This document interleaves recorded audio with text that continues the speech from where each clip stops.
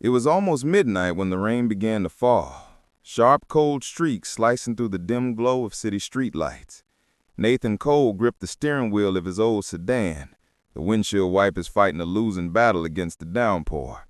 His 10-year-old son Oliver slept soundly in the back seat, the small backpack resting on his chest.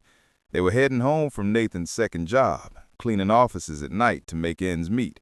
He was exhausted, but when he saw the flashing hazard lights near the corner of Brighton Avenue, he slowed down instinctively. There, standing unsteadily beside a sleek black Mercedes, was a woman in a soaked designer dress and high heels, her hair plastered to her face. She was trying to open her car door, but her keys kept slipping from her trembling hands. Nathan almost kept driving until she stumbled into the street right in front of an oncoming truck. His heart lurched. In one motion, he slammed on the brakes, threw open the door, and sprinted through the rain. He grabbed her by the arm, pulling her back just as the truck roared past, horn blaring. The woman gasped, clinging to his jacket, disoriented and mumbling something about her phone. When she looked up, Nathan froze for a moment. It was her, Vanessa Hart, his boss, the CEO of Hartwell Motors, the same woman who had scolded him that morning for arriving 2 minutes late to a meeting, the same woman whose perfectionism made everyone walk on eggshells around her. And here she was, drenched, trembling, smelling of whiskey, her eyes wide and frightened like a child's. If you believe in kindness, second chances, and humanity even when no one's watching, take a second to like, comment, share, and subscribe to Kendless Journal. Your support helps us spread true emotional stories that restore faith in people. Nathan didn't say a word as he led her back to his car. Vanessa muttered something about calling a driver, but her words slurred into nonsense. He helped her into the passenger seat and covered her with his worn-out jacket. Oliver stirred in the back seat, blinking sleepily. "Dad, who's that lady?" he asked softly. Nathan smiled faintly. "Someone who needs a little help tonight, buddy." When they reached her address, an elegant mansion on the edge of town, she could barely walk.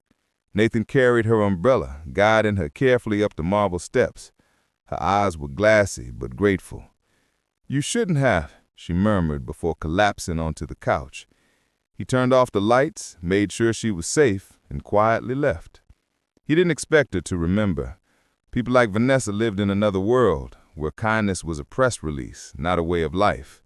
He knew that come morning, she'd return to her sharp tone and dismissive eyes, pretending the night never happened. But he was wrong. The next morning, as Nathan entered the Hartwell Motors lobby, the air was unusually tense. Whispers followed him as he walked toward the maintenance desk. Then the elevator doors opened, and out stepped Vanessa. She looked different today. Composed, yes, but her gaze was softer, her voice lower. "Mr. Cole," she called out. Every head turned. Nathan stopped, uneasy. "My office now." Inside her glass-walled office, she closed the blinds and exhaled, her usual confidence cracking for a moment. "You helped me last night. You didn't have to. You could have left me there, but you didn't." Nathan hesitated. Anyone would have done the same, but she shook her head. "No, not anyone." Her eyes softened, truly seeing him for the first time. "You saved my life, Mr. Cole, and I don't even remember saying thank you." He didn't know how to respond. He simply nodded, murmuring that he was glad she was safe. She studied him for a long moment before asking, "You have a son, don't you?" "Oliver." Nathan blinked. "How do you—" "I checked your file," she admitted. "You've been working double shifts, maintenance by day, janitorial by night. I never noticed before." For the first time, she smiled, a real one, fragile but sincere. "I'm sorry for how I've treated you. I was blind." The rest of the day felt surreal. Word spread through the company that the CEO herself had invited the maintenance worker into her office. Some said Nathan was getting fired. Others whispered he'd saved her from something dangerous. By lunchtime, Vanessa had ordered a full paid day off for Nathan, insisting he take Oliver somewhere nice. But Nathan couldn't shake the memory of her trembling in the rain. Something about that night told him her pain wasn't just alcohol. It was loneliness, the kind of loneliness that came when success built a wall around your heart. The next day, Vanessa appeared in the garage, the one Nathan managed on weekends. She wore jeans and a plain white blouse, her hair tied back. "Need a hand?" she asked, startling him. He wiped the grease from his hands, puzzled. "You're serious?" She nodded. "You helped me when I was falling apart. Let me help you keep things together." Over the next few weeks, something beautiful began to unfold. Vanessa started spending time at the garage, not as the CEO, but as Vanessa, the woman, rediscovering her heart. She brought coffee, cleaned tools, and listened to Oliver's endless stories about cars and superheroes. The boy adored her, called her Miss V. Nathan tried to keep his distance, but he couldn't deny the warmth that her presence brought. One afternoon, Vanessa confessed the truth. "The night you found me," she said, sitting on the toolbox, "I wasn't just drunk. I was trying to forget that I'd just lost my father. We fought before he passed, and I never said goodbye." Her voice cracked, tears filling her eyes. "You pulled me out of more than just a street, Nathan. You pulled me out of a dark place I didn't think I could escape." Nathan felt his throat tighten. "You're stronger than you think, Vanessa." She smiled weakly.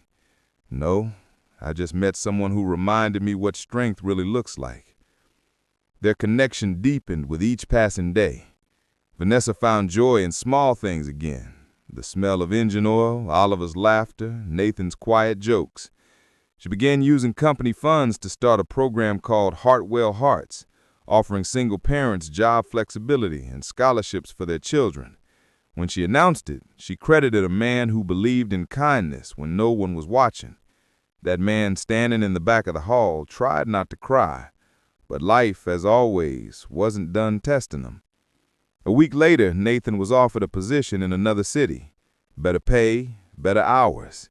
It was the chance he prayed for, but it meant leaving behind the woman who changed his life as much as she had changed hers. The night before his decision, Vanessa came to the garage one last time. The sudden sun painted her face in amber light. "So," she said softly, "you're leaving?" He nodded. "It's for Oliver. He deserves a better future." She stepped closer. "You've already given him one. You gave me one, too." Her eyes shimmered, but she didn't cry.